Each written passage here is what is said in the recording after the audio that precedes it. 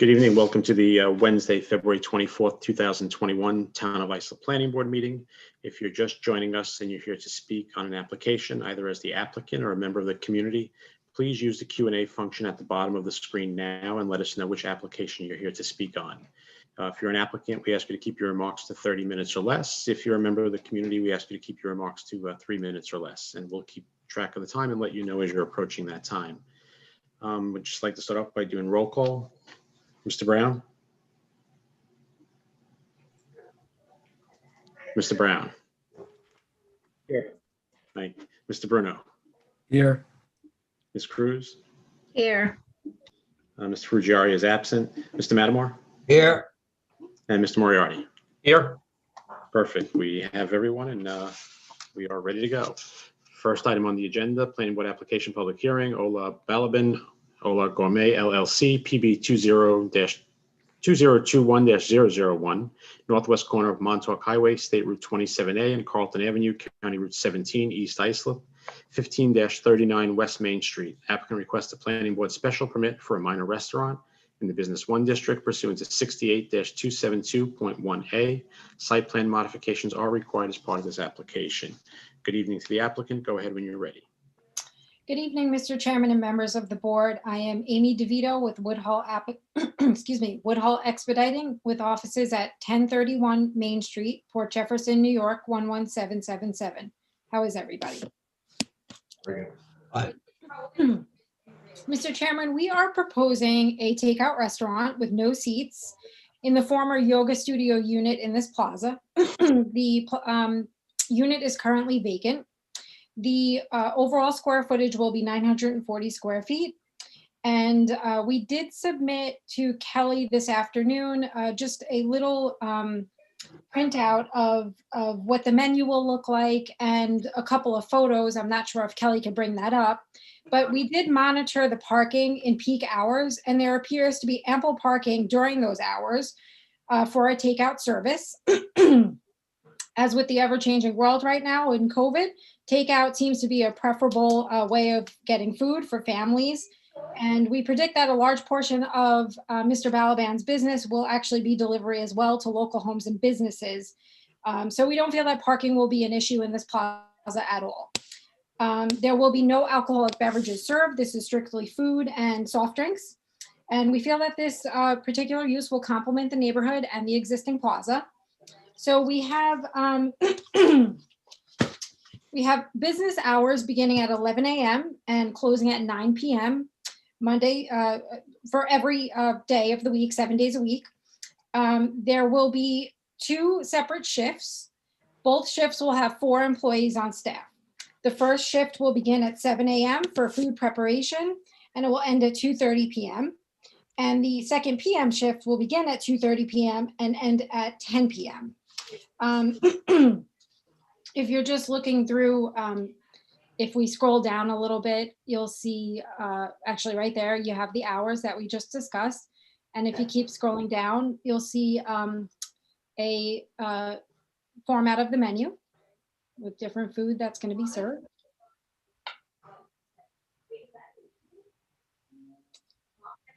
And then we have some photos of said food. And if we keep going a little bit further down, okay, right there. Thank you, Kelly. You'll see that, or whoever's monitoring this, I'm not sure. You'll see that there are photos taken during different times, during what we will consider peak hours for the restaurant.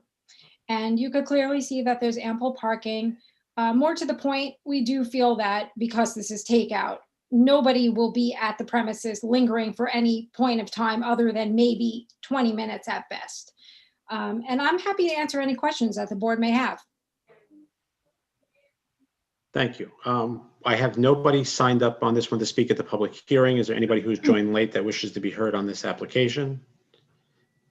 Not seeing anyone. I'm going to turn to Ms. Wozniak to give us a report, and then we'll come back for any questions. Ms. Wozniak, when you're ready.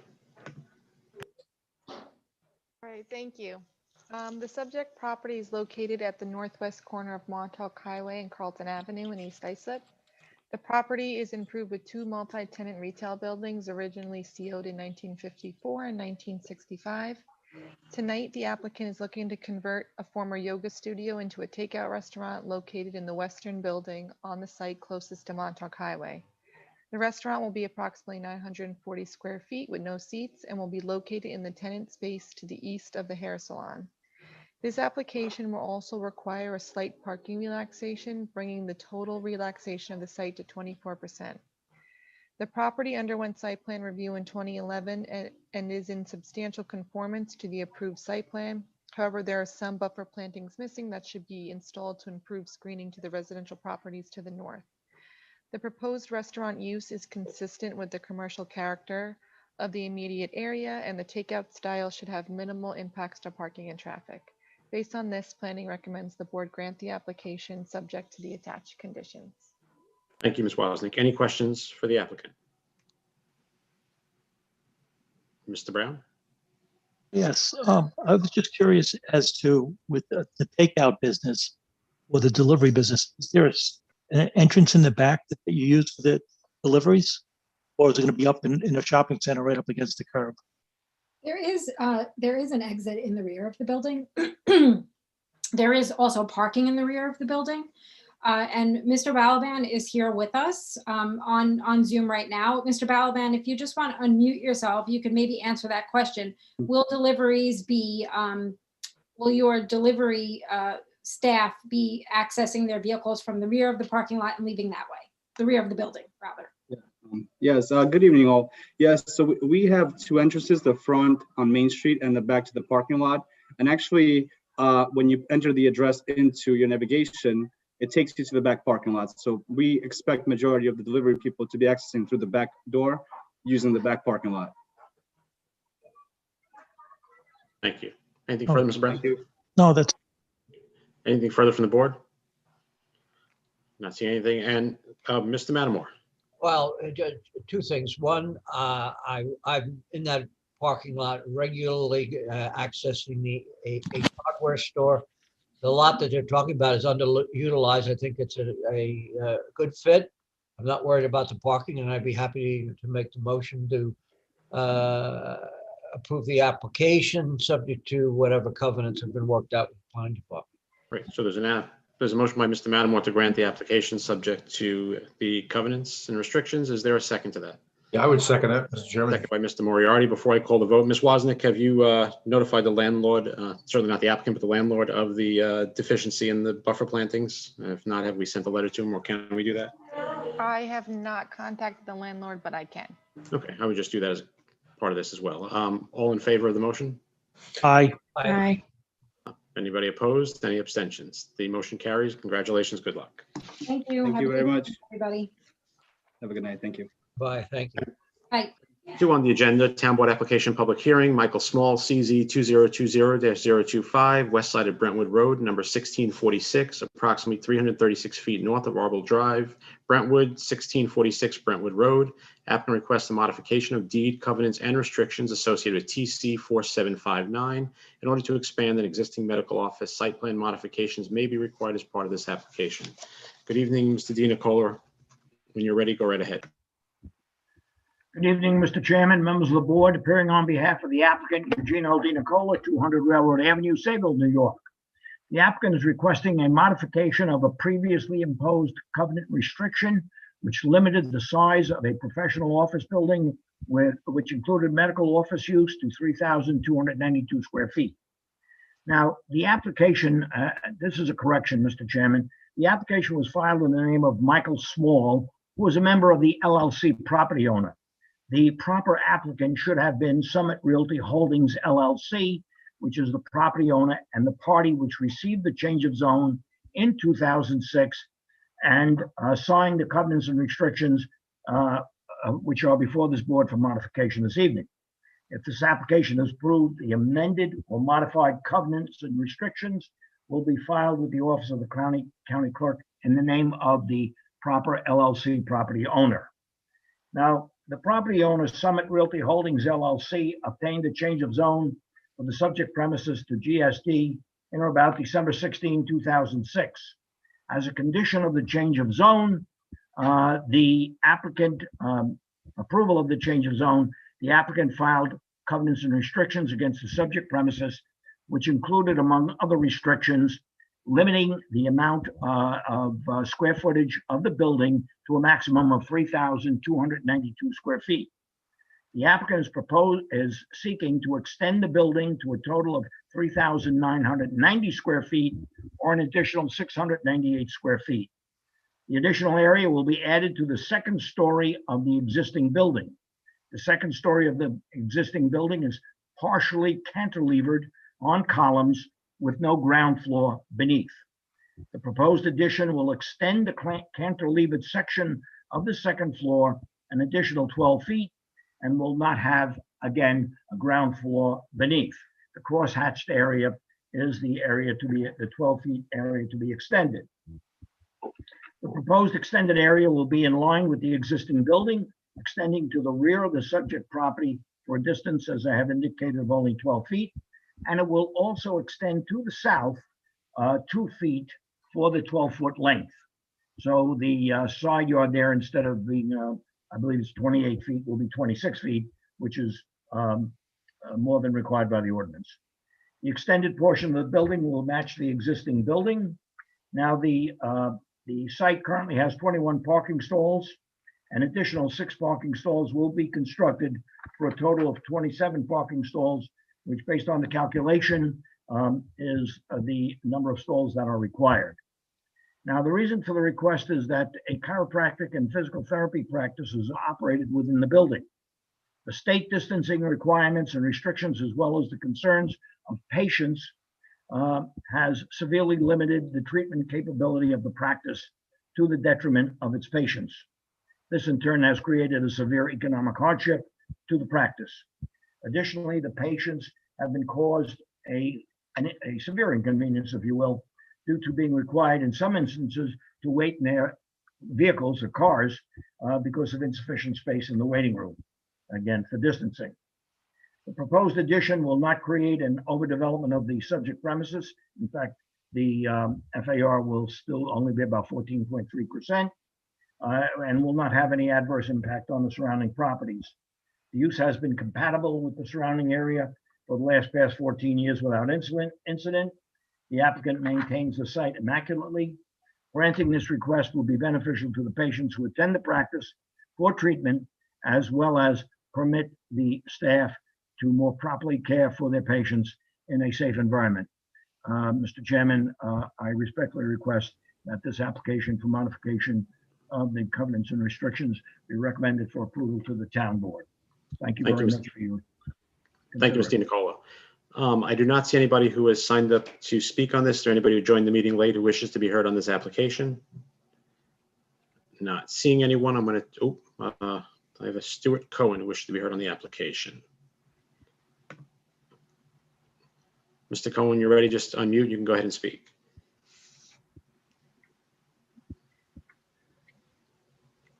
Can you hear me? Yes, go ahead. Okay, good. I've never done this before. Hi, my name is Stuart Cohen. I recently purchased the property at 44 4th Street in Brentwood. On the plans, it is listed as Sherry and John Terschler as the owner. I recently purchased the home last year. I do have some concerns with the construction. When it's going to start, how is it going to start? Is it going to be during the week and on the weekends? And the property itself has not been maintained. The privacy fence that is adjacent to my yard is falling apart. The trees are dying. We had one tree that came down that was removed, and there are other shrubs, trees, and bushes that are continuously dying and not being replaced for privacy. Thank you, Ms. Cohen. I will ask staff and the applicant to address that once we go through the staff report. Thank you. I'm now going to turn to, I see no one else wishes to be heard on this. I'm now going to turn to Mr. Colgan to give us a report. Thank you, Mr. Chairman, members of the board. This application proposes an expansion of a medical office that was approved back in 2006. The expansion is approximately 700 square feet. This increases the parking requirement by 5 additional spots. As per the submitted conceptual site plan, the applicant will meet the parking requirements. The buffer relaxations will still remain to the north and south of the parking lot in the rear. The property from the outside appears well maintained and has a residential appearance, which complements the nature and character of the residential neighborhood it is in. To address Mr. Cohen's concerns, should this application get approved, it will go through site plan review by the Division of Engineering. Any site deficiencies will be identified at that time. The applicant will be required to replace any of the buffer fencing and any of the dead, diseased, or dying plantings. So all those will need to be replaced if the applicant wants to successfully pursue this application. Based on that, I'm here if you have any questions. Ms. Colgan, can you just generally speak to the restrictions on when construction can take place? Are there? Yeah, I mean, there's a noise ordinance that limits the hours. I don't know it off the top of my head, but generally it's not during, hours where people are supposed to be sleeping. So, I can get more specifics on that if you give me a few minutes, but it's in the noise ordinance. I believe it's chapter 35 in the town code. So there is an ordinance on that. Ms. Cohen, if you wanted that information, you can contact planning staff. They can give you the hours that they're restricted to. Ms. DiNicola, just to raise the issue, obviously the landscaping and the privacy fence are items that would be addressed when this went forward. The applicants will absolutely, I mean, it was difficult when I inspected the property because there was a snowstorm that just occurred. And there was snow piled up in the back. But if there's an issue with the privacy fence for being replaced, the applicant will absolutely address that, take care of it. In addition, any landscaping that has to be addressed will also be taken care of. The front of the building, if you look at the front, I mean, it's well maintained. So I don't think the applicant is intentionally leaving not maintaining the fence and the landscaping. That will be addressed, Mr. Chairman, and taken care of. Thank you, Ms. DiNicola. Are there further questions from the board? Mr. Chairman, just one item. Mr. DiNicola, I did notice in one of the aerials, and it goes to the issue of maintaining the property. It appears that there were some cars stored on the western part of the parcel as well. Obviously, it's going to have to be addressed, but I would just emphasize that, obviously the applicant will need to deal with both fencing. If there's automobiles that are being stored there, those need to be removed as well. And as part of the overall approval, I think I agree with you. It's an attractive building from the street. It didn't appear to be so attractive though from the back, at least in the aerial that was circulated to the planning board. Yeah, I can't speak, Mr. Moretti, to the storage of cars. Unfortunately, I inspected it again when there was a snowstorm, right. But obviously you're not permitted to store cars right. in a GSD zone. Right. So that will be addressed as well, and I'll address that with Dr. Stern. Okay, thank you. Thank you, Mr. Moriarty. Any further questions from the board? Not seeing any. Mr. Colgan, the conditions have not yet been agreed to, correct? We have not prepared conditions, but there's nothing unique from this hearing where I think we would stray from our typical template. So if it's amenable to Mr. DiNicola, we can move forward with the recommendation subject to us working out the covenants and restrictions, both of which will include the repair of the fence and replacing any replantings that are missing. Yeah, that's not a problem, Mr. Colvin. In fact, the covenants and restrictions have current hour restrictions on hours of operation. If I recall, I didn't go through the restrictions specifically, but they incorporate most, if not all, of the restrictions that we normally put in the covenants and restrictions. And as I indicated, all landscaping issues will be addressed, as well as privacy fence. Mr. Cohen does back up to the parking area on the north side, and any issues he has will be addressed. Thank you for that, Ms. DiNicola. So, I mean, we'll condition this subject to agreement of the covenants and restrictions. If they're not agreed to, then obviously we'll come back. Absolutely. And I'll just note for the record, this application will be Michael Small, but it'll be, the new term will be Summit Realty Holdings LLC. Is that correct, Ms. DiNicola? That is correct, Mr. Chairman. Thank you. With that being said, is there a motion? Mr. Brown. Mr. Chairman, based on the CNRs being executed, I make a a motion to grant the application. There's a motion by Mr. Brown to grant the application subject to the covenants and restrictions. Is there a second to that? I would second. Second by Mr. Moriarty. All in favor? Aye. Opposed, abstentions, application is granted. Thank you. Have a good evening, Mr. DiCola. Thank you, Mr. Chairman, members of the board. Have a good evening. Stay safe. I can't wait to see you in person. Item 3 on the agenda, Town Board application, public hearing, 467 Higbee Lane, LLC, care of Bob Composto, CZ 2021002, corner of Higbee Lane, County Route 82 and Sunrise Highway, State Route 27, West Islip, 467 Higbee Lane. Applicant requests a change of zone for an overlay of planned landmark preservation district and a town board special permit pursuant to Town Code Section 68-451.A3 in order to modify the use, density, and dimensional requirements of the existing Business 3 district to permit an 8-unit apartment building and animal care center. Applicant further requests a certificate of appropriateness for the material change of appearance for the existing buildings. Site plan modifications are required for part of this application. Good evening to the applicant. Good evening. Lisa Pace, 1555 Sunrise Highway, Suite 8, Bayshore, New York. I'm representing Robert Composto, who's the owner, one of the owners of VMCLI, also 467 Higbee Lane, LLC. The application is for the planned landmark preservation overlay. We came to this because the current owner was Dr. Herbald, and it's currently owned now by his wife alone. Dr. Herbald was a historic veterinarian at West Islip. He treated everybody's dog or cat that lived in West Islip. I would think at one point he was there for years, and he sadly passed away. So when he passed away, his wife and my clients started speaking about my clients purchasing it. They're the owners of the emergency hospital and specialty hospital on Sunrise Highway. They were very close to Dr. Herbald and his wife, and she felt like, wow, this could be a really good fit.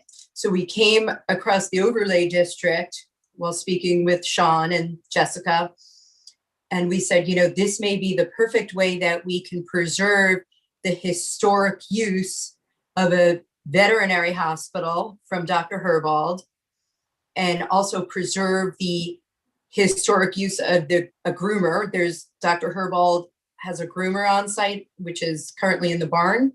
She's been there for over 60 years. First, her mother was a groomer, and then the current groomer that's there took over. We couldn't have a groomer and a kennel in Business 3. We can have veterinary use there, but we couldn't have the kennel and the groomer. And we didn't want to interfere with her business. So our goal was to maintain the current history of the site. And in doing so, we would also like to maintain the real history from back in 1910. The barn was used for a dairy barn, and they had cows there. And they would deliver milk to the owners. The Hackinson family would deliver milk, you know, to all of the residents of West Islip and local communities.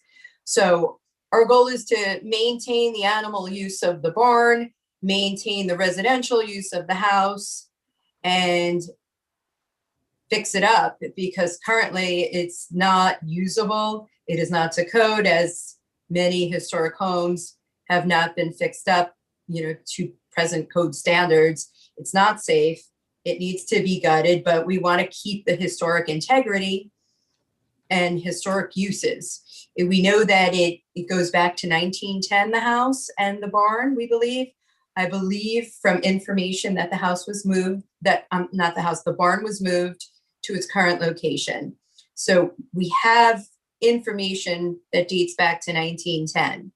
So our proposal is to keep the building if we can.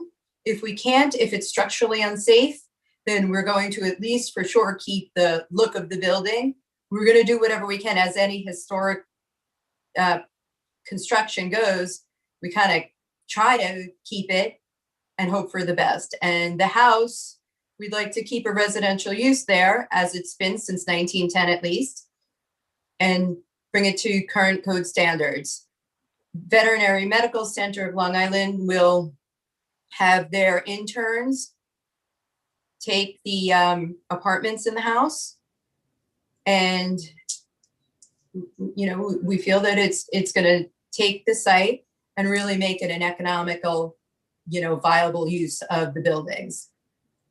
We're here too with Matt Alward, who is our engineer, and Eddie Koenig, who is the architect from Carmel Hill, and also Jeff Lazarchik, who is our traffic engineer. So they can answer any questions for you, but we're excited about the project and we'd like to work with the community. I've been speaking with Lynn from the West Islip Historic District, and you know, we're going to work out whatever we need to work out. My clients are members of the community, so they want everyone to be happy.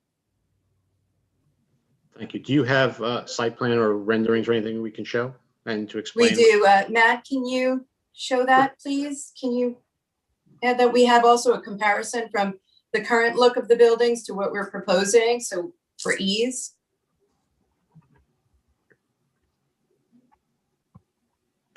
Yeah, this is Matthew Elward, R&M Engineering, 50 Elm Street in Huntington.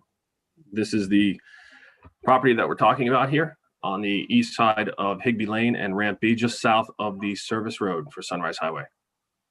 As Lisa stated, the existing property has the two buildings, one being the existing frame building residence on the left side of the plan, and then the existing kennel that she spoke about, groomer, is the building on the right side of the plan. I can share architectural renderings if that's something that you'd like to see. That would be great, yes.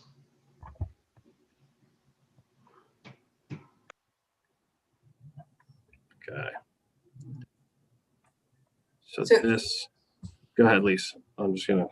If you can see, I asked them to give our perspective, what you're looking at and what it will be. So the current house has a cute wraparound porch.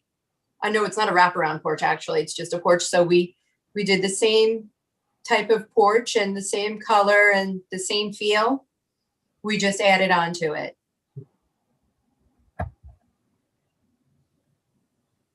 And that's the barn, which again, we're going to try to keep the structure, but I've been hearing that it's not in great shape. And when I've been in there, which I have numerous times, it doesn't feel structurally very good, but we're going to try. And then can you just speak to the current size? The barn will remain, if you can keep the barn in place, you will. If not, it'll be a structure that's the same exact size, mirroring the image or the look of it, is what you're saying? We're making the barn bigger. Oh, okay. So can you speak about the increase to the barn as well as the increase to the residence, the size difference? Ed, could you please add to that? Ed? Is Ed here? We need to move Ed into, hold on, let me move him in. I see him. Okay. Ed, you should be in now, hopefully. There you go. When you're ready, just unmute, you should be able to speak.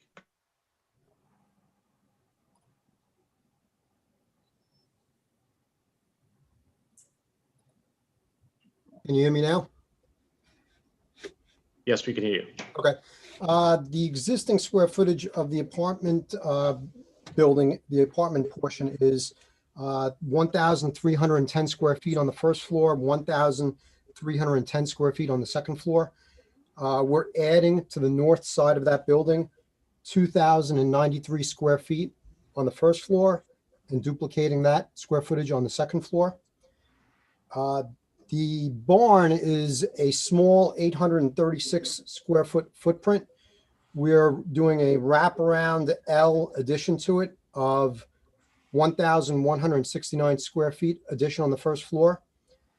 The existing barn on the second floor, it's kind of like a walk-up cape, but it doesn't have true stairs. It has like a ladder staircase, extremely dangerous to climb up and down, but it does have an accessible second floor. But I don't consider that true square footage because of the staircase. Once we do the addition, it will have a second floor square footage of 1,000 square feet right down the center spine of the building. Thank you. And Ms. Pace, can you just clarify the uses that will be in place if this is approved? And then also my follow-up question is, the apartments you're saying would be restricted, and the applicant will be okay with restricting those for use only by the interns of the veterinary clinic? I don't believe they will be okay restricting the use for their interns, but that is the plan, is to have their interns rent out those apartments at a reduced rate. Their interns come in from all over the country, so they would like to provide them with a place to live, which is also close to their hospital. You know, it's a 24-hour hospital, so they want them to, this is the perfect site for them to have close access, living access for a 24-hour business. So the house would remain residential and have 8 apartments, and the barn would have the kennel, the groomer, and veterinary use. Physical therapy for animals, maybe Weight Watchers of sorts for overweight animals, different veterinary uses there, along with the groomer and the kennel that goes with the grooming.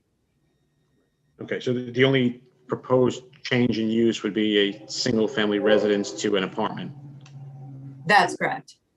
Apartments, I should say. Okay, Yes. thank you. Anything further on the application? No, that's it. Okay, so we'll Matt, go to- Ed, You know, the one thing I did want to mention was when I did my site review and did a walk around the building, the existing foundation of both buildings is in pretty bad shape, but especially the barn. We're going to try and maintain or mimic as much of the existing character of the building as possible. But even when you look at the main picture of the kennel, the roof of the building, the barn, the roof is bowing out pretty severely, especially up on the second floor. So it's going to take some significant work to bring that back into shape, but also to be structurally stable for commercial use. You know, and also when I look around the building, I took some pictures of the different materials on the outside of the building, the siding materials. It looked like there were 3 or 4 different siding materials that were overlaid each other. So we'll have to bring that back to the original historical significance. Thank you. I don't believe that there's any historic reference in any registry for this site, but our goal is to maintain the historic feel, integrity of the site, because it has many historic importance, you know, Dr. Herwald, along with the milk farm, and, you know, even just the character of it. So we would like to maintain all of that. And we feel that this is the perfect use for it to accomplish those goals. It's right now not very valuable. You know, there needs to be a lot of work to bring it to code and livable and usable, both buildings. I was able to find only one picture of the facility from 1912, but it doesn't really even give you much information to use for the design. Thank you. Anything further, Ms. Pace? We'll work with the Historic Society to maintain it's a pre-war building, so we'll maintain that look. You know, right now, this is our proposal. We're more than happy to change elements to stick with the design and the character of what was there, if we can't keep what's currently there. We should be able to keep some of it. Thank you. Anything further? Thank you. I'm going to go to the public hearing section part of the meeting, and then I'll come back for a staff report, and then we'll come back for questions after that. So first, I'm going to go to John Davis. Mr. Davis, when you're ready, just go ahead and unmute and you can speak.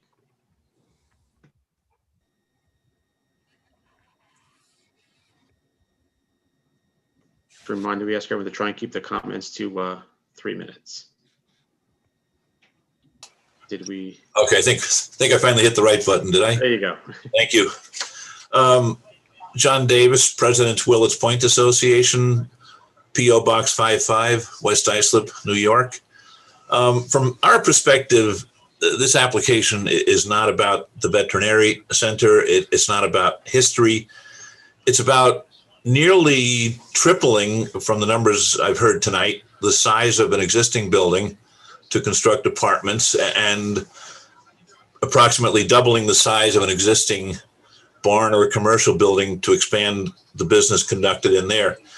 On the plot plan shown this evening, it looks like most of the usable portion of the property would be covered with either buildings or parking lot. Outside of that, it looks like it's restricted area that's restricted by New York State with right-of-ways, et cetera. As far as we're concerned, this piece of property itself it's a horrendous piece of property for such a use because its only access is on the exit entrance ramp of Sunrise Highway connecting with Higbee Lane. And most importantly for us, it's a proposed apartment complex for transient people who would not be part of the community. And once built, it's there permanently. It doesn't matter what the applicant's intended use for it is. It's an apartment complex, albeit a small one. It is an apartment complex. As far as landmark preservation in this case, I almost think that's a non-issue. It's kind of a joke to think of this building as a historical site. In general, we are opposed to construction of any apartment complexes, large or small, in West Islip. I think the people of West Islip voiced their opinions very clearly on that subject back in January when the school board presented a proposal to sell an elementary school for the purpose of constructing apartments combined with condominiums. That was rejected approximately 3-1. So we will remain opposed to the construction of any rental apartment complex, large or small, in West Islip. Thank you very much. Thank you, Mr. Davis. I'm going to go to Dennis Pope.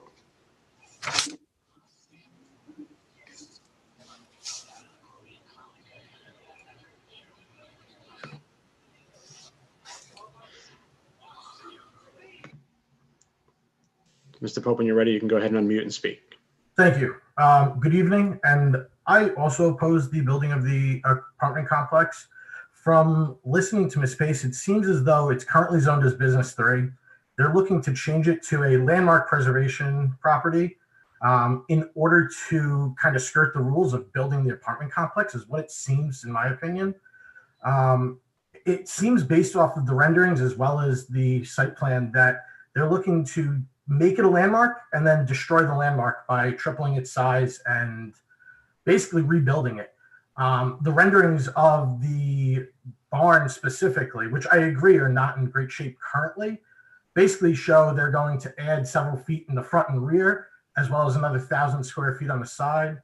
And it's not even, it wouldn't even be recognizable as part of the original barn. It is clear that their intention is to build apartments. I do like the idea of, if this had to go through, that they would be restricted use, but obviously the owner would not want that because it would not be as profitable. VMCLI across the street already has parking issues. They've expanded their property several times and expanded their building several times to where now patients as well as workers are parking on Ruth as well as the other street right there. I don't see how this is best for a historic landmark or landmark preservation property. If the Business 3 zoning allowed for it, that would be a different story, but I just don't see tripling the size of each of the buildings. So I would like to oppose the building of apartments as well. Thank you. Thank you. Go to Patricia Howlett.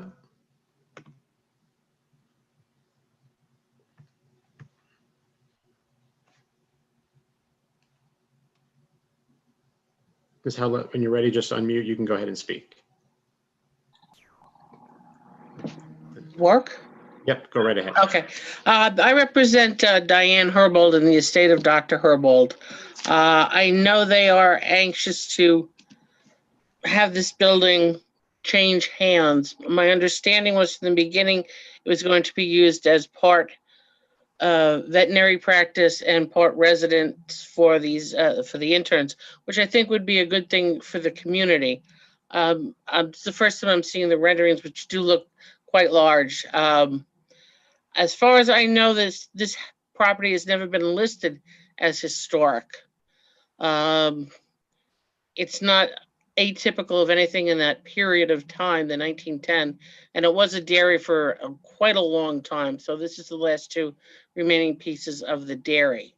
I think overall, the concept is a good one. It'll benefit the West Islip community. It'll be in line with what Dr. Herbold always believed in, which is the education and treatment of the animals. So we would recommend or request that the board permit this to go forward. Thank you. Thank you. I'm going to go to Stella Puglisi. Hello? Let's go right ahead. We can hear you. Okay, Stella Puglisi, 1355 North Monroe Avenue, West Islip. My question was, I think she may have answered it. They wouldn't agree to restrictions on the property, that it would be just for the animal hospital and not to eventually be rented as an apartment complex? Yeah, we'll come back to, in terms of the 8 units, we'll come back to the 8 units and how, what they'll be used for. But my understanding, any further questions from you? No. Okay, thank you very much. Is there anyone else who did not sign up to speak that wishes to be heard on this application?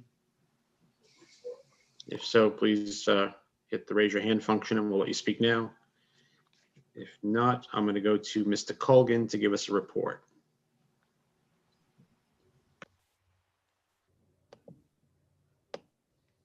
Thank you, Mr. Chairman. This application proposes a planned landmark preservation overlay designation to preserve an older home and barn to be repurposed as a multifamily building and animal care center, respectively. The intent of the planned landmark preservation district is to protect, enhance, perpetuate, and use buildings and structures having a special character or special historical or aesthetic interest or value. The buildings in questions may have been built in the 1850s according to the town's historical inventory.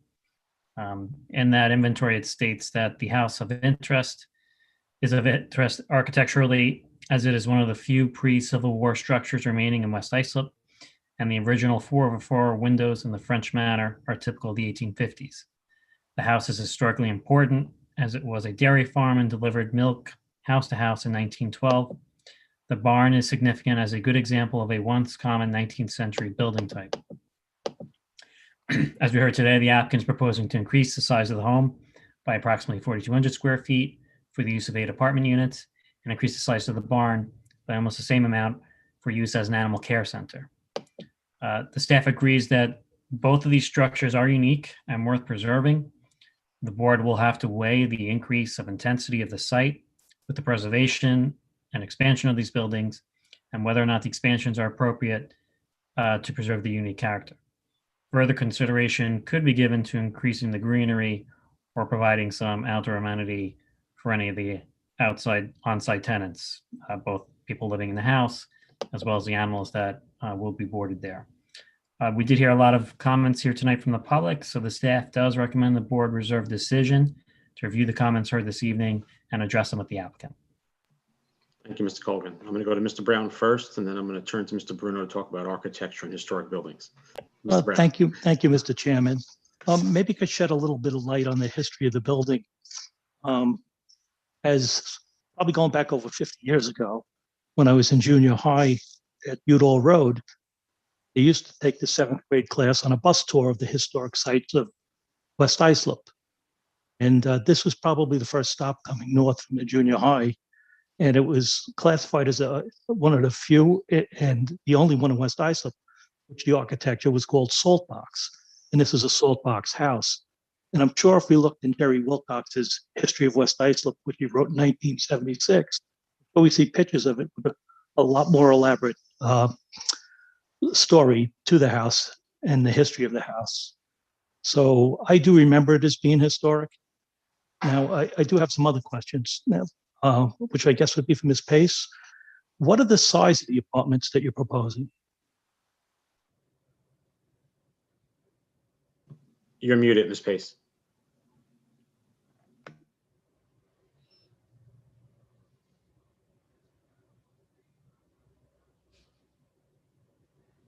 Sorry. Hello? You got me? hear you. We can hear you. The apartments, I believe, are approximately 850 square feet each. Ed, if that's incorrect, you can answer that. All right, and we're proposing 8 of them. And Yes. the building's going to be almost, by my calculations, close to 7,000 square foot, the house, when you're done with the renovations. Approximate. I believe that's what Ed indicated. Yes, that's correct. And do we have an FAR on the property with after the expansion of the barn? The Matt? FAR after the expansion of the barn with the single family, with the new apartments would be 30, on this side, would be 34%, 0.34.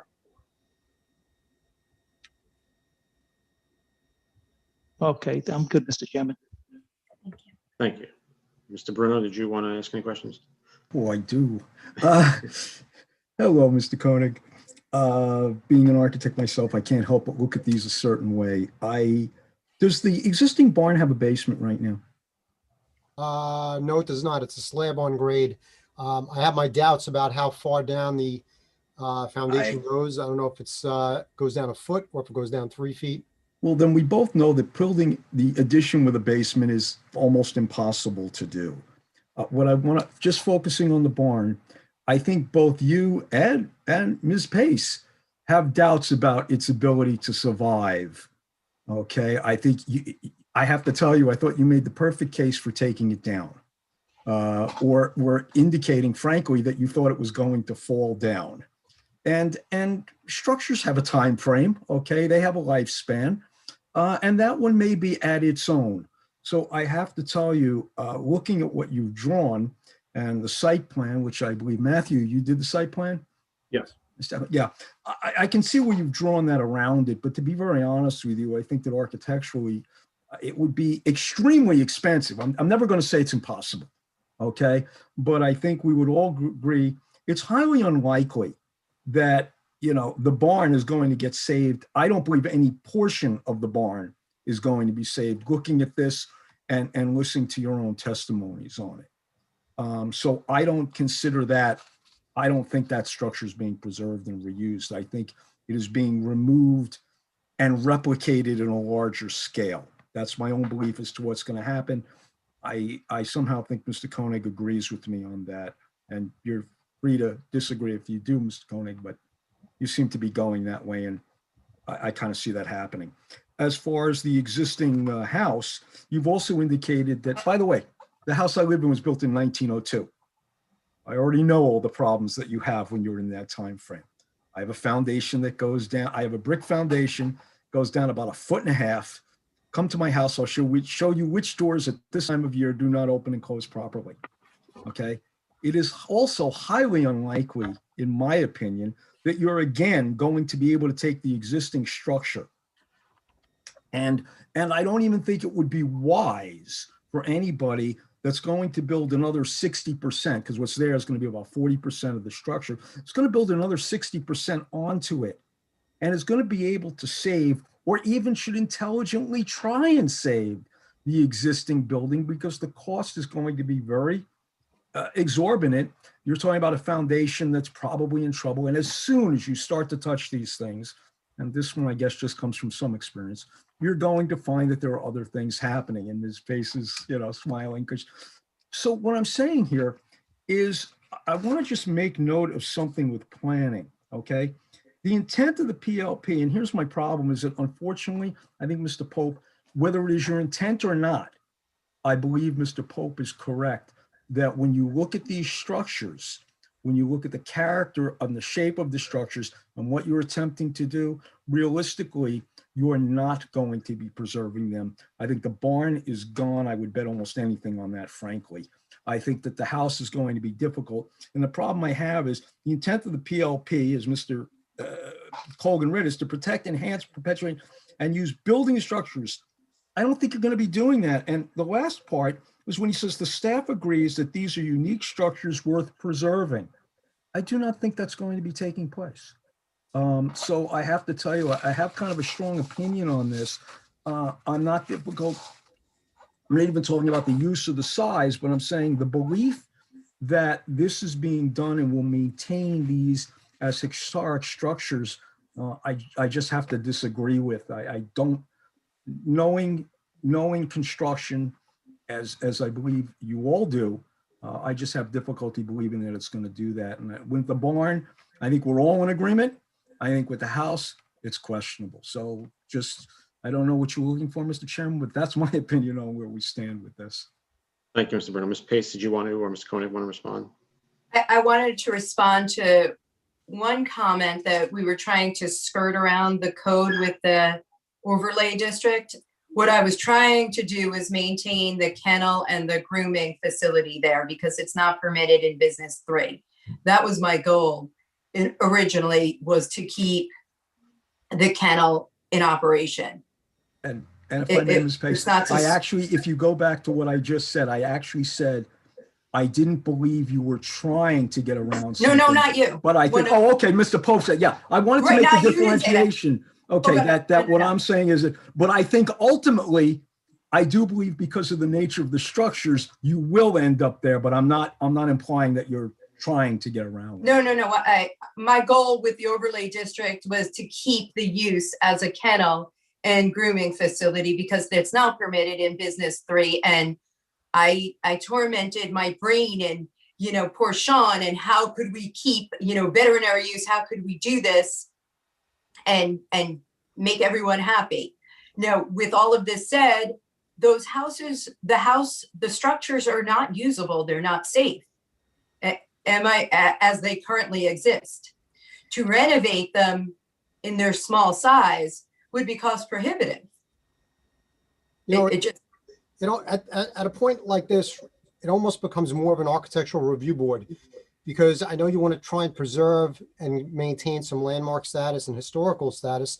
I mean, when you've got a building that's going to fall down when someone sneezes or drives by the building too fast, does it make more sense to knock it down and rebuild new, but with an architectural review board looking at it from the aspect of saying, we want you to maintain a certain look to try and preserve the original look and feel of the building? I think you, Mr. Koenig, I think yourself, Ms. Pace, and I are actually in total agreement. That's exactly my point as well. Now, I'm not saying whether that should or shouldn't happen.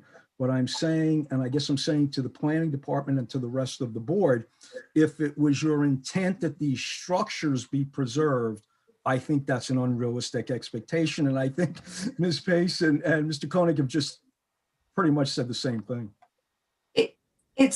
It's a double-edged sword. My intent is not to knock down old buildings. And it's not to get rid of the look of the old buildings. That is not my intent. It never was. But it is my intent to make this site alive again and regenerate it, but keep it as an animal use, keep the tradition and the history that Dr. Herbold brought to that site. So I am not an architect. I do need advice from architects and structurally sound engineers. Like, I don't know, but I'm in a conundrum here. I want to keep the use to honor Dr. Herbold and to honor the dairy barn, right? And to honor the look and to honor the memory of a pre-war building. But I also know that those buildings, the structures are not safe.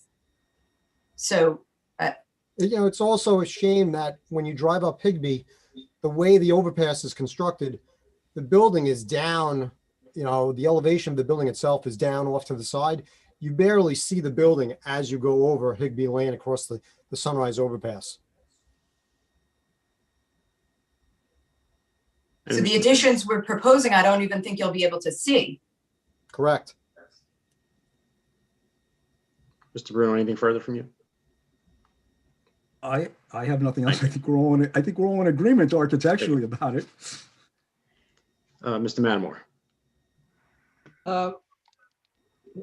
One of the things that is bothering it, on the one hand, it's up. Am I unmuted? I think I am. You're good. We can hear you. Yeah. I think it's a very creative idea to marry what's on the north side of Sunrise Highway with the south side of Sunrise Highway having to do with animals.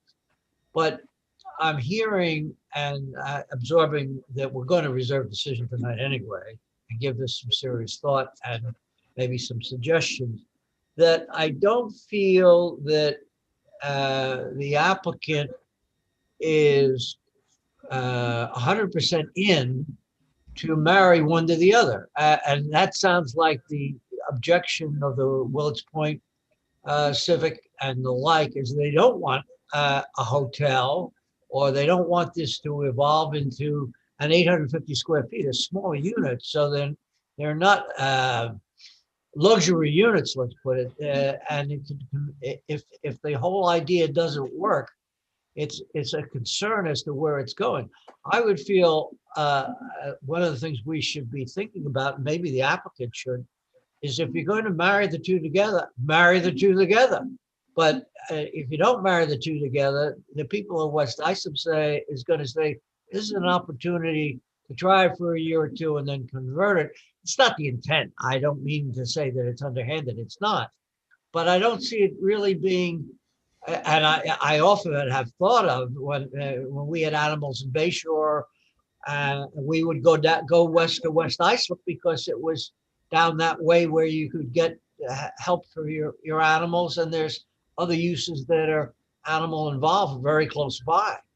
But when we hear that your client is saying, well, no, but I don't want a restriction that's what it's going to be, or have the planning department play with that idea, how can we do that and preserve some of the history of that area on behalf of animals and animal lovers? It concerns me. I don't know. I'm not saying I have an answer to it, but it's one of the bells that goes off with the civics saying, this could evolve into a problem that we don't want to have 10 years from now.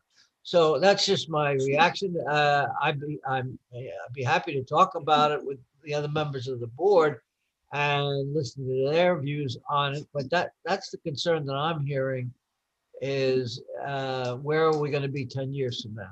I can respond. Okay, I've said enough, but that's at least one thing that concerns me. Thank you. I'd like to address your concern, if you don't mind. My client has had me looking all over the place for a small home that we can house their interns that come from all over the country.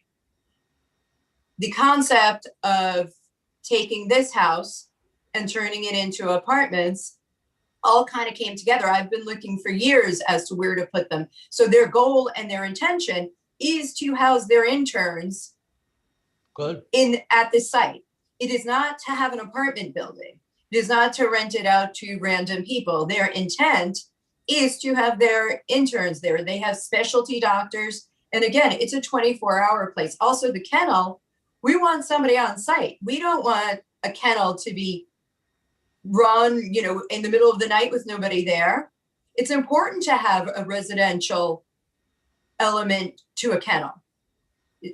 I believe I don't want my animals staying anywhere overnight when there's no humans there to save them if there's a problem. We all know what happened to BTJs when it burnt down. All those animals died. It was heartbreaking. So to incorporate residential and the animal use is brilliant. And the doctors are there. They get tired. They work until 3, 4, 5 in the morning. They go home. They take their little nap and they go back. They're around the clock.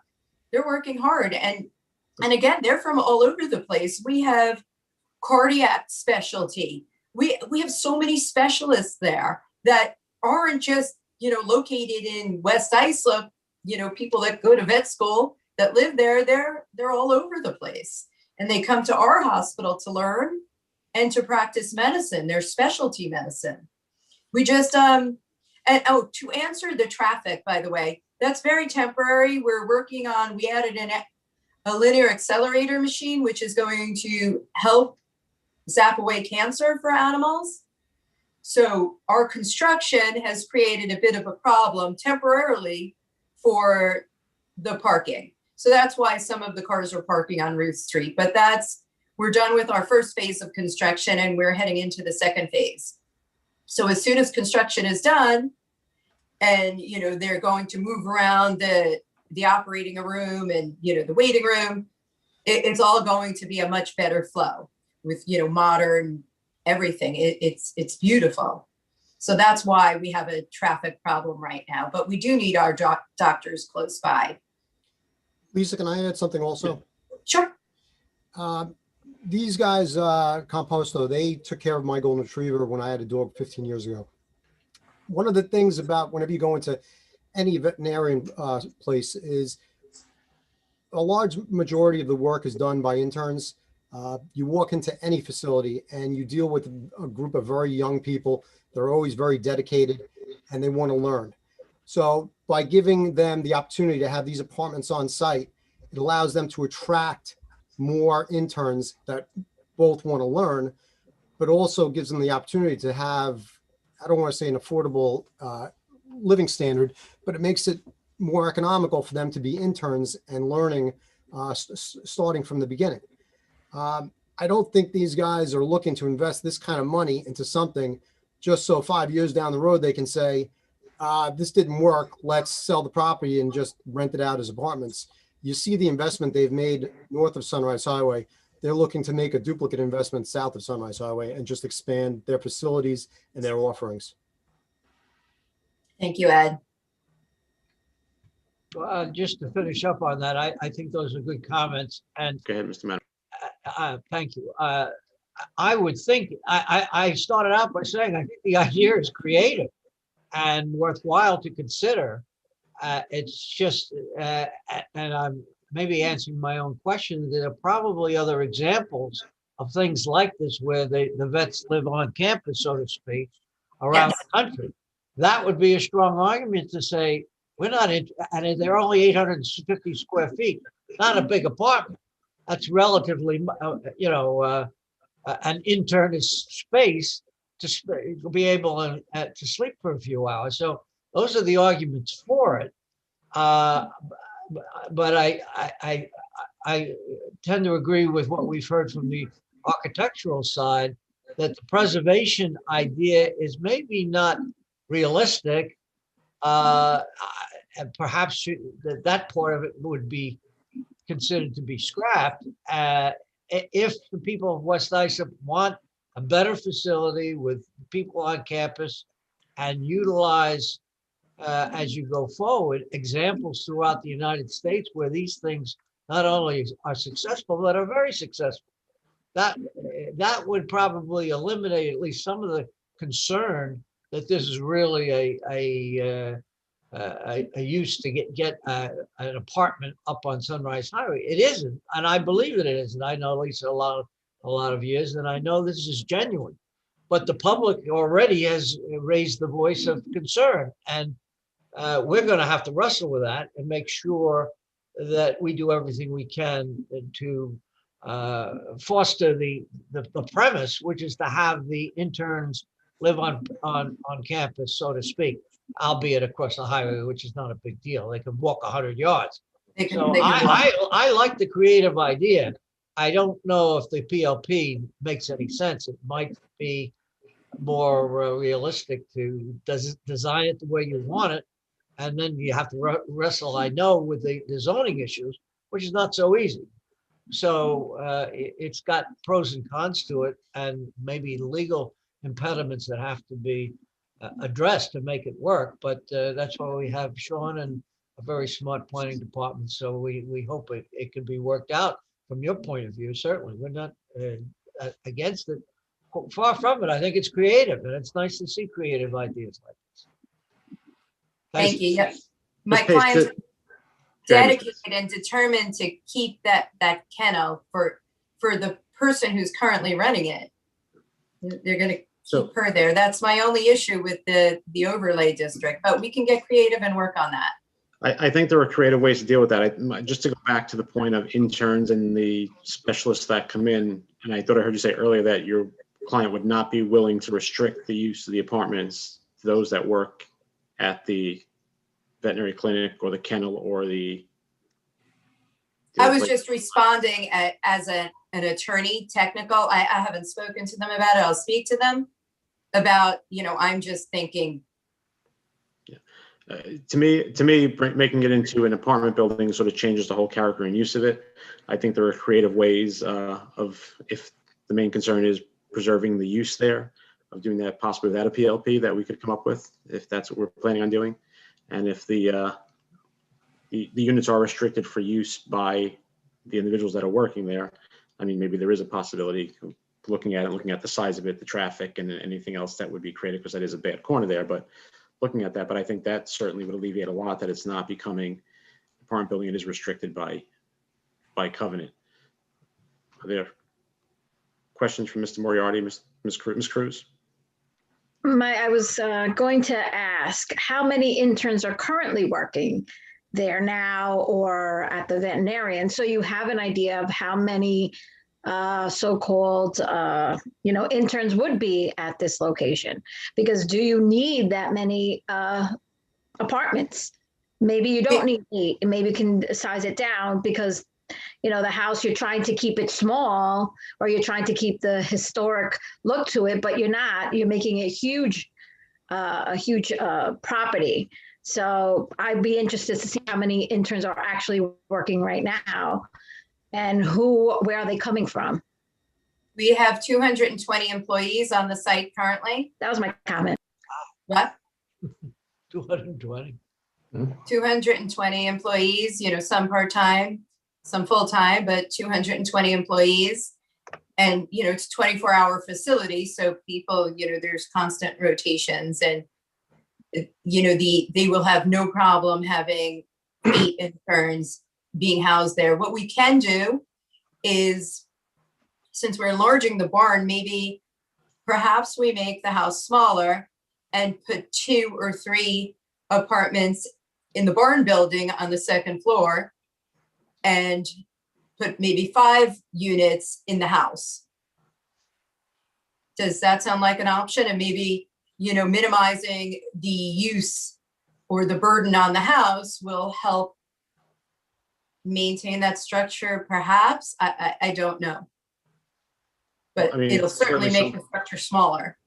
Certainly something to speak to planning about, to see if, the first question in my mind would be whether they will be willing to restrict the use of the apartments as a threshold question. I think if the answer is no, I think this application needs to be resubmitted with the true intent is, which is really an apartment complex with accessory, or one way or the other is an accessory use, which is either the veterinary or the apartment, but it's certainly, they're not complementary if it's an apartment building and a veterinary use. I think they're 2 distinct uses for that property.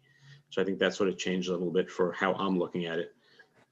The size is a little concerning, but again, if there are ways to work that out with the size, like you suggested, maybe there's a way to get around that.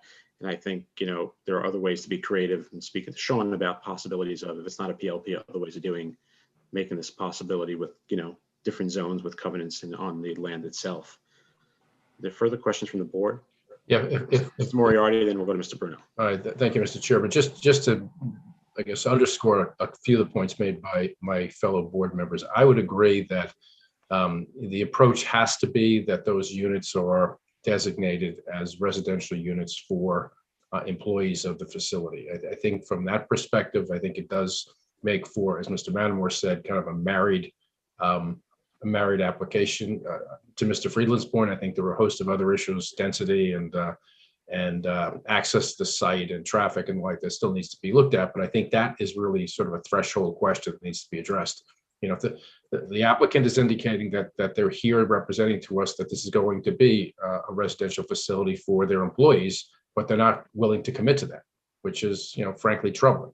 So I can't respond. I've never discussed it with my clients. Okay, but I think from a perspective, I'm not suggesting you've locked your position in, but I think from my perspective, at least, I think I'd want to see that as a precondition to the application. I think Mr.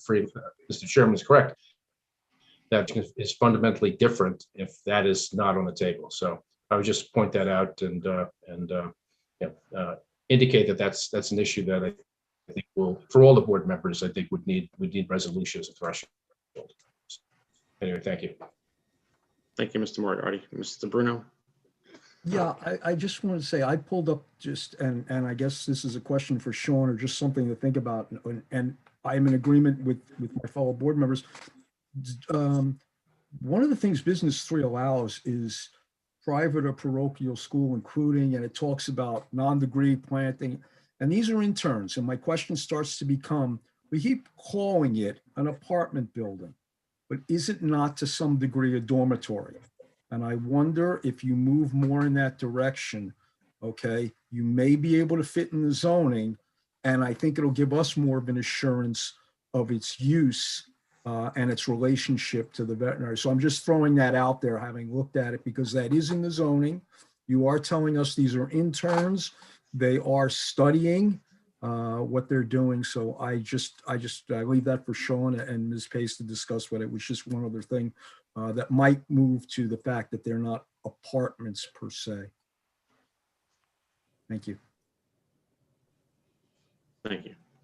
Mr. Brown, did you have something as well? Oh, Mr. Bruno answered my question. Thank you. Anything further from the board? Ms. Pace, Mr. Koenig, anything further you'd like to add or respond to? Sure, my clients are very flexible. They want to, work with the community. So I'm sure we can get creative with the covenants as far as who's going to be living in those units. And if we can have a kennel at the parochial school, that would work, and a grooming facility.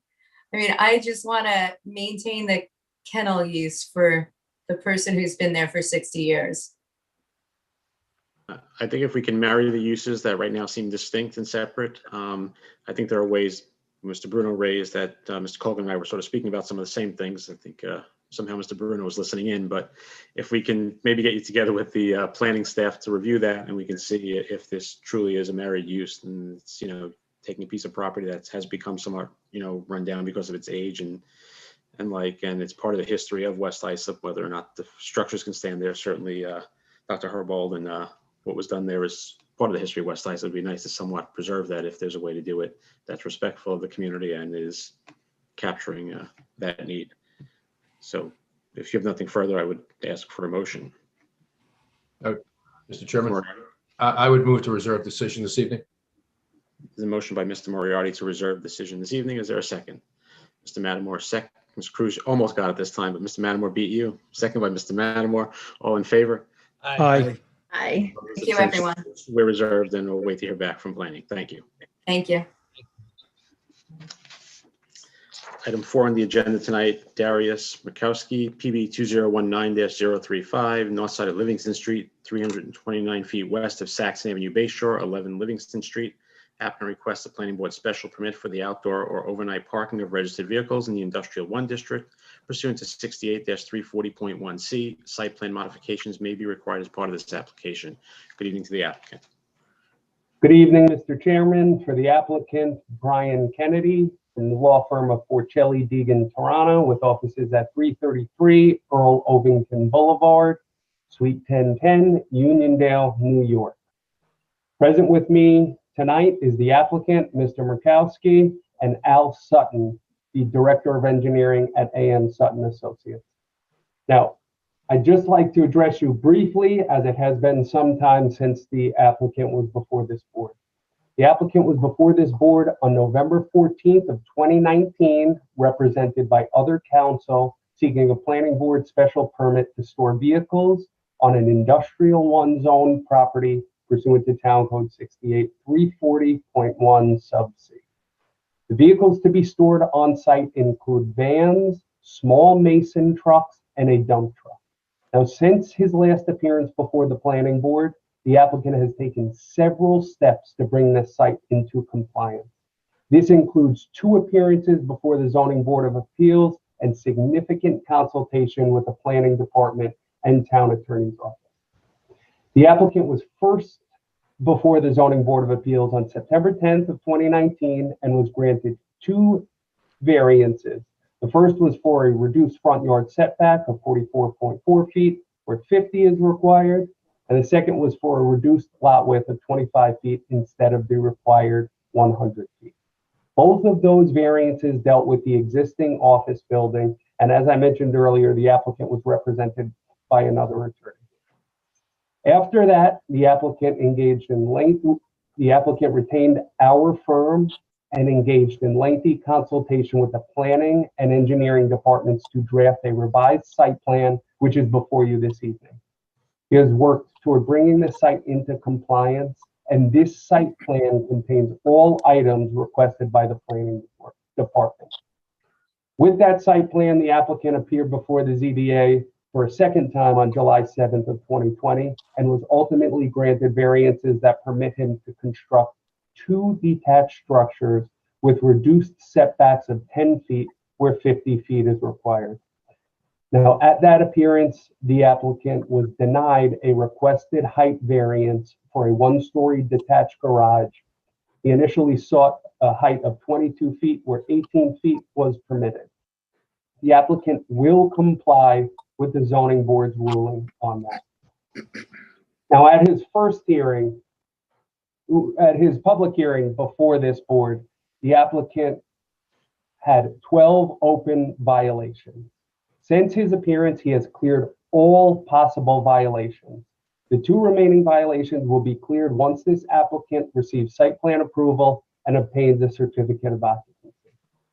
Additionally, the applicant promptly addressed the issue with his neighbor, Mr. Fleischer, and removed all items from Mr. Fleischer's property. Further, when the applicant was last before this board, he was pursuing an abandonment of a portion of Herkimer Street, which abuts the northern portion of this site.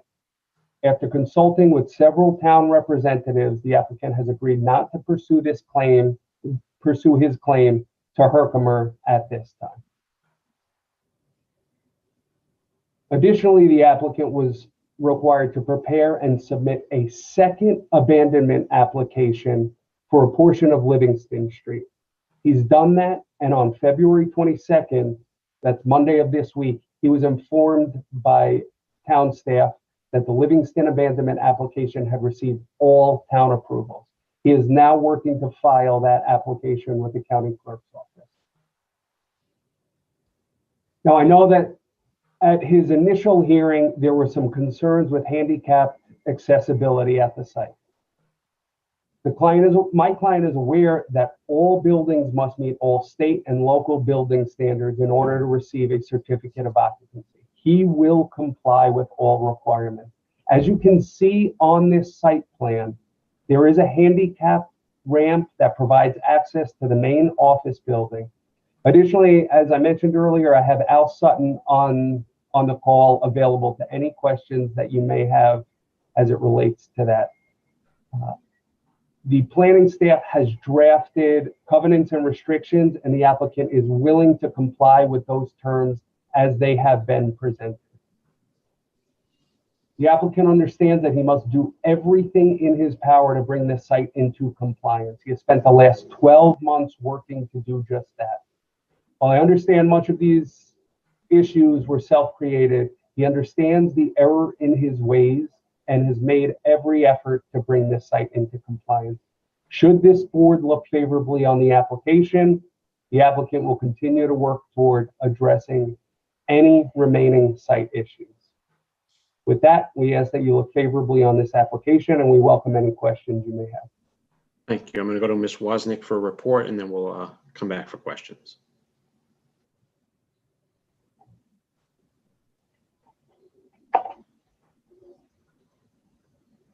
Thank you. The application was heard before the board in November of 2019 and was reserved for decision in order to allow time for the applicant to address site plan issues. Since the previous hearing, the site plan has been modified and road abandonments have been sorted out to determine the extent of the relaxations that will be required. The applicant has obtained variances for accessory structure setbacks to Herkimer Street, which is unimproved, but will still require relief from this board to permit a loading bay facing Livingston Street and waive the requirement to install sidewalks. The applicant is going to extend the western terminus of Livingston Street 50 feet as a public roadway, provide screen plantings around the perimeter of the property, and construct an accessory storage building to store materials inside. In addition, the applicant has removed all materials and debris from the neighboring property and has 2 open violations with the fire marshal's office, which require this board's approval before they can be satisfied. Based on this, planning recommends the board grant the application subject to the attached conditions. Thank you, Ms. Wozniak. Mr. Kennedy, just two things for me. One is overnight storage of vehicles. We're restricting that to 5. That's understood. That is correct. Yes, we understand that, and that is in the covenants and restrictions, and we are willing to agree to that. Okay, and a little further down, I think in the covenants and restrictions, I just want to go over the fact that the storage of materials are going to be inside of buildings, that is not permitted outside of the buildings. That is correct, Mr. Chairman. That was a rather lengthy negotiation before our appearance before the Zoning Board of Appeals. The structures that will store any materials will be fully enclosed. And we understand that in order to receive a certificate of occupancy on any of these buildings, they will all have to be done together. Yeah, those are my 2 points that I had. I'm glad that we were able to resolve all of the outstanding violations and that we're able to get this forward. And it looks like a good application now that we can possibly move forward on. Are there further questions from the board?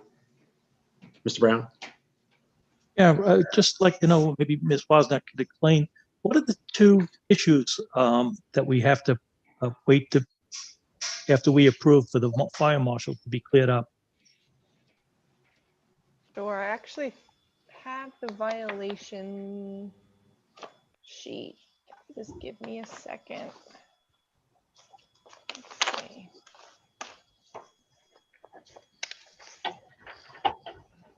So the first one is construction of a 2nd-story addition without a permit.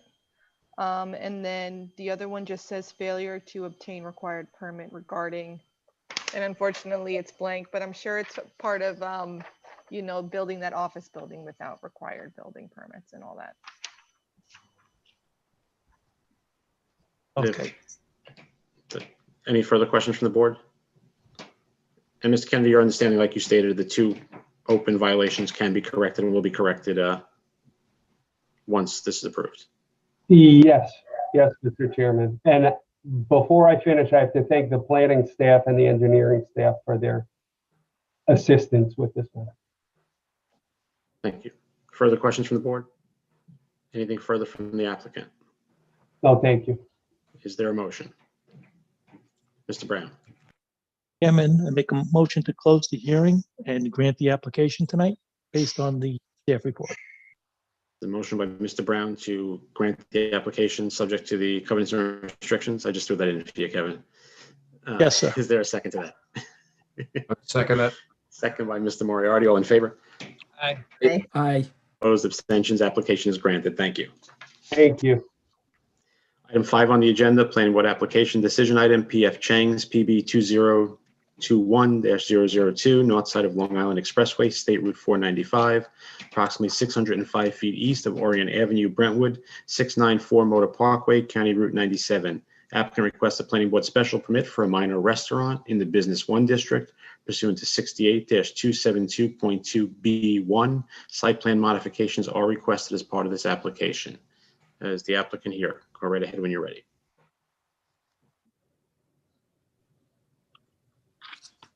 Good evening, Mr. Chairman, members of the board. For the applicant PF Chang's, John Farrell with the firm of Son Ward.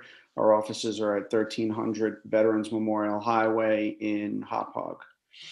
The subject property, as you stated, is located at 694 Motor Parkway. This property has frontage on both Motor Parkway and the North Service Road of the LIE. The overall parcel is 3.4 acres in total lot area, and it's presently improved with a 36,000 square foot multi-tenanted commercial retail center. The uses in that facility include a FedEx office, liquor store, a Hurricane Grill, Dunkin' Donuts, a Greek restaurant, and Chipotle among, and then there's some office use as well. The PF Chang's intends to take over about 1,211 square feet that was previously occupied by a Sprint mobile phone store. The restaurant would be takeout only. There will be no seating on the premises. This is a new concept that PF Chang's has been rolling out. It originally, I believe it started in Chicago. They have a few in New York City, and then recently one opened in Plainview on Long Island. That's the first one we have there. This will be the same thing. It'll be handling takeout orders. We don't think it'll have much of an impact on the use of the center or the traffic coming in and out of the site. Most of the orders will be placed in advance online, and with the orders will be picked up by, either the person that wants the food or some kind of delivery service, whether it be Uber Eats or Grubhub, something of that nature. We think, this is a minor use, and we don't really think it'll have much of an impact. And we would ask if the board has any questions. We're happy to answer them. Thank you. I'm going to go to Ms. Wozniak for a report. Thank you. The subject property is located on the north side of the LIE, approximately 605 feet east of Orient Avenue in Brentwood. It's improved with a 36,000 square foot multi-tenant building occupied by a mix of office, retail, and restaurant uses. Tonight, the applicant is looking to convert a former retail space into PF Chang's To Go. The restaurant will be approximately 1,200 square feet with no seats. This change of use slightly increases the required parking. However, the parking relaxation for the entire site remains under 20%. In addition, the application meets the criteria set forth in the code, which permits the application to be heard without a public hearing, as the use is consistent with the intent of the town code and will not result in any adverse traffic impacts and is not adjacent to any residences. Several similar applications have been granted by this board for this center.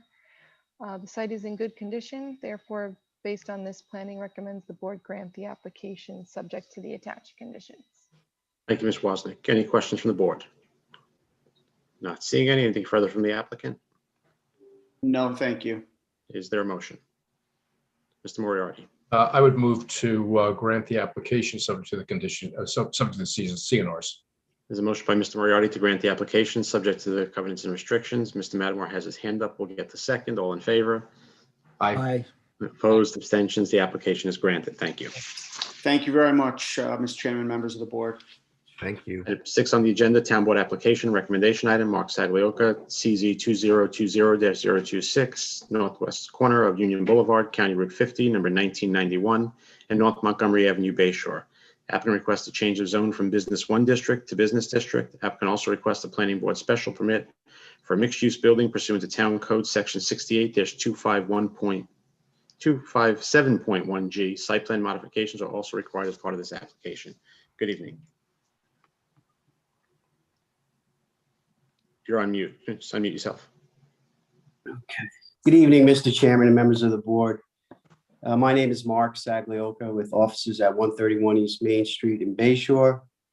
As you said, this evening, we're requesting the change of zone from Business 1 District to Business BD District.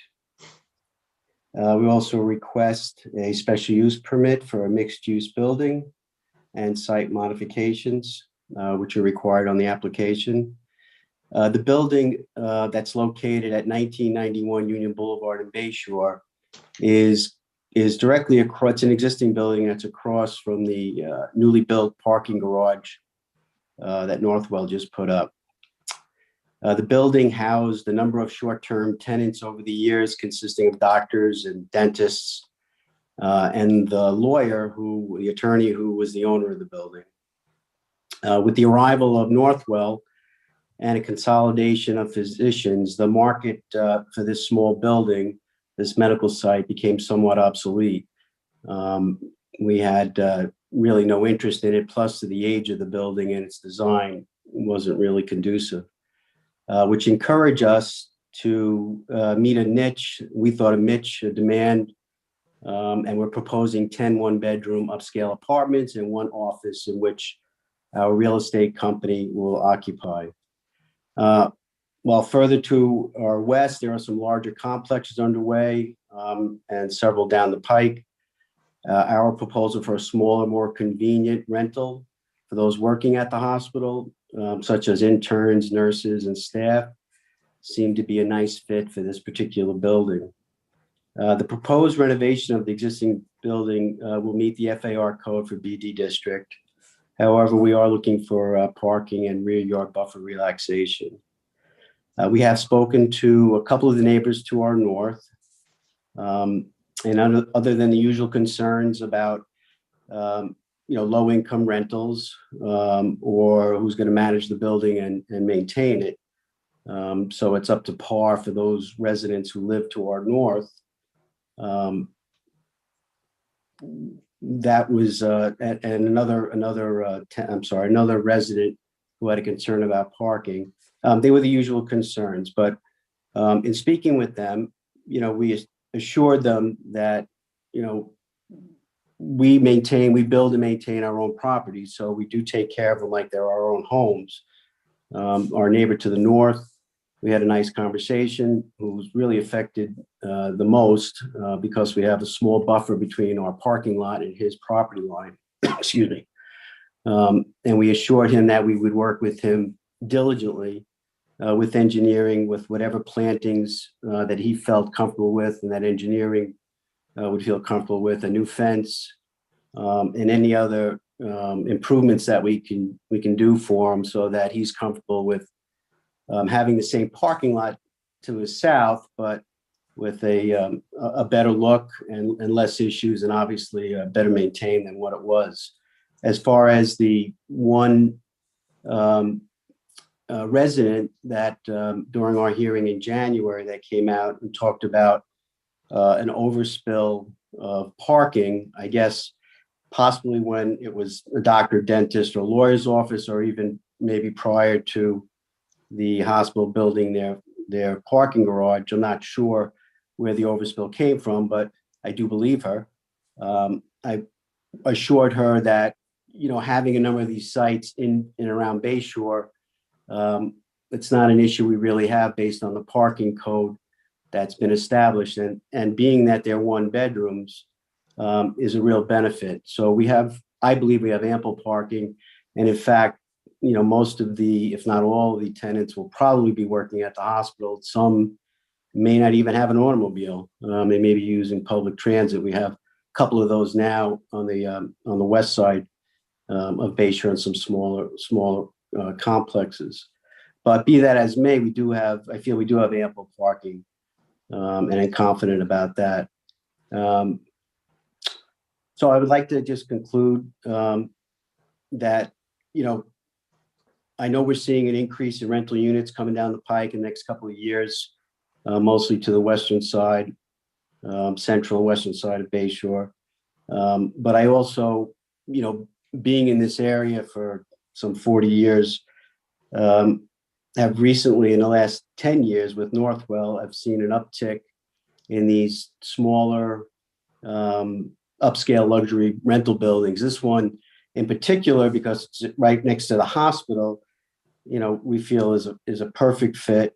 And we'll both revitalize that area with that 1970 style building. We propose something that's a little more architecturally pleasing on the modern end.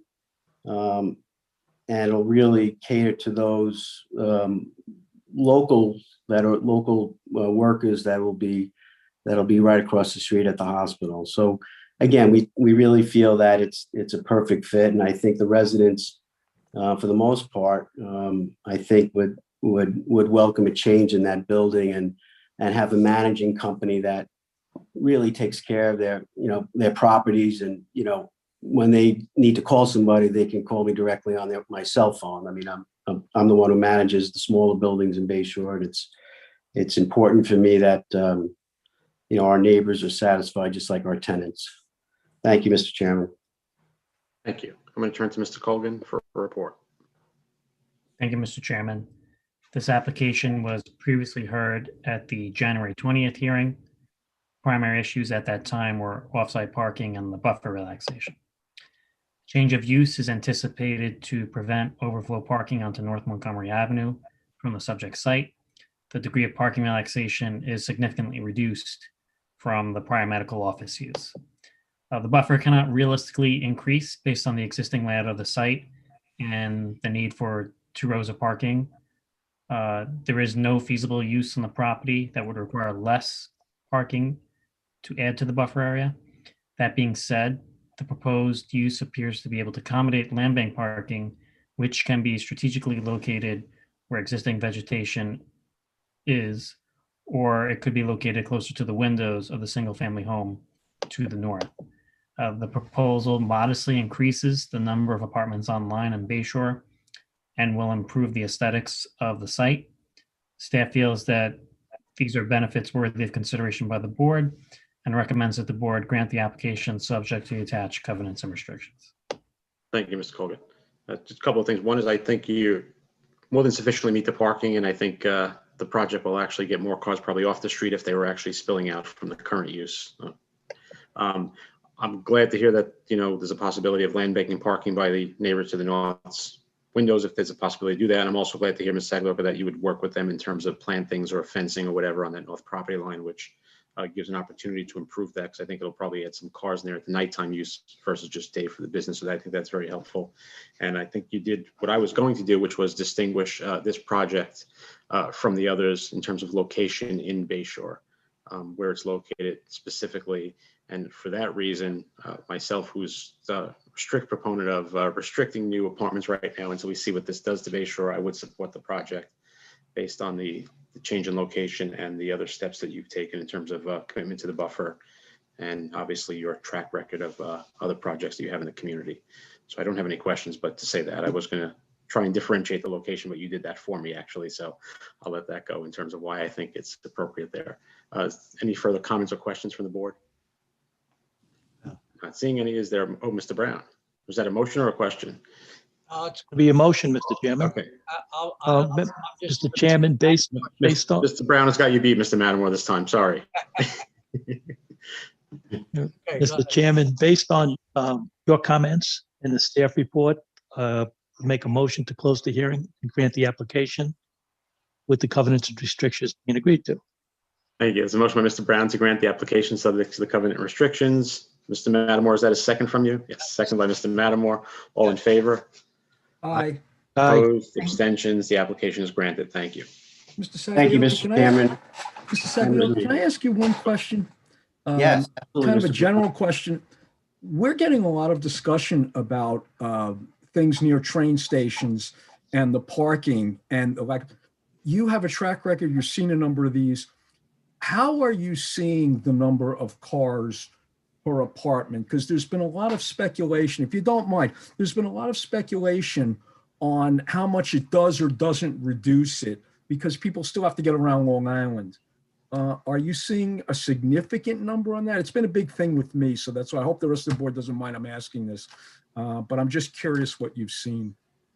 Well, again, on these smaller projects, which we have, maybe 5 or 6 of them, it's really amazing how maybe out of every 10 or 15 units, somebody doesn't have a car. Not to say that on the 2-bedroom units, you'll have people that have 2 cars, but it has been for some time on average south of Union, I would say, and maybe include the Chelsea Place project just north of the train tracks. I would say the 1.6, 1.7, 1.8 cars per unit, not necessarily 1 bedroom or 2 bedrooms. But it fluctuates.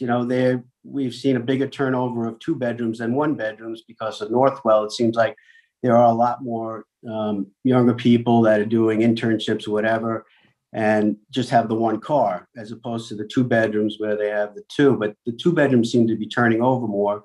We're trying to hold them in and write 2-year leases so that we have a little better track record. But we really don't have. I mean, you brought up the train station. I mean, that's probably the only one, and they have actually garages in the back, but there is limited parking there. Not a lot that pours out, if any, certainly not into the parking area, Long Island Railroad parking, but maybe on Burchell once in a while. But for the most part, I would have to say, that calculation works really well. The one project I will say, 12 Shore Lane, is an older building, turn of the century building, and that only had maybe 10 spots to begin with.